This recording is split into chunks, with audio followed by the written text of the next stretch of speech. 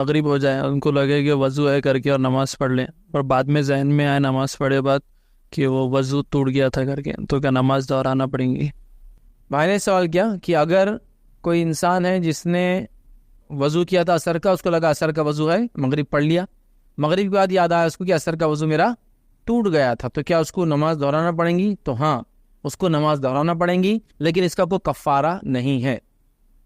اس کو نماز دہرانا پڑیں گی لیکن اس کا کوئی کفارہ وغیرہ نہیں ہے، لیکن وہ آئندہ احتیاط کرے کہ ایسی غلطی نہ ہو۔ بغیر وضو کی نماز پڑھنا یاد رکھیے بڑا گناہ ہے، گناہ کبیرہ ہے، لہٰذا اس کا کام ہے کہ وہ ذہن میں رکھے، لیکن ابھی چونکہ اس سے غلطی ہو گئی تو وہ کیا کرے؟ وضو کرے اور نماز کو دہرا لے، یہی وہ کر سکتا ہے۔ اب یہاں ایک مسئلہ اور بتا دیتا ہوں چونکہ بات آئی ہے، وہ یہ ہے کہ اگر امام سے اگر یہ مسئلہ ہو جائے،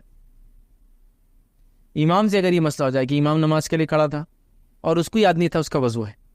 اب اس کو بعد میں، آپ تو انڈیویجول کی بات کر رہے ہیں، لیکن امام کو ایسا ہوا یاد آئے، تو یاد رکھیں امام اپنی نماز کو وضو کر کے دہرا لیں گا، لیکن وہ اس کا اعلان نہیں کریں گا، اس کا اعلان نہیں کریں گے، اس کی ضرورت نہیں۔ اور اس کے لیے مشہور واقعہ ہے عثمان ابن عفان رضی اللہ عنہ، عمر ہو چکی تھی، بوڑھے ہو چکے تھے ایک طرح سے، ایک بار نماز کے لیے آئے، نماز پڑھا دی، نماز پڑھانے کے بعد دیکھا پیجامے کے اوپر احتلام کی وجہ سے دھبا لگا ہے،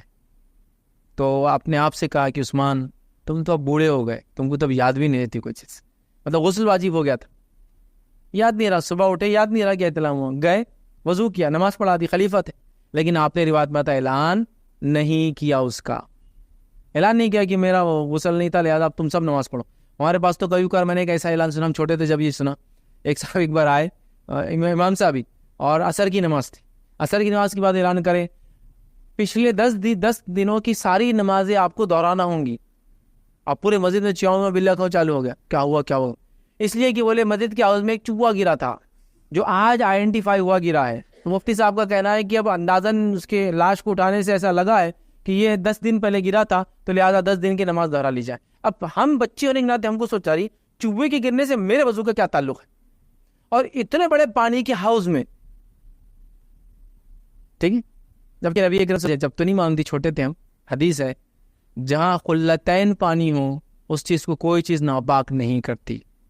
اور قلتین پانی کہتے ہیں اپروکسیمیٹلی 210 لیٹرز کو، کوئی چیز ناپاک نہیں کرتی جب تک کہ وہ چیز کی ملاوٹ، اس کی اسمیل،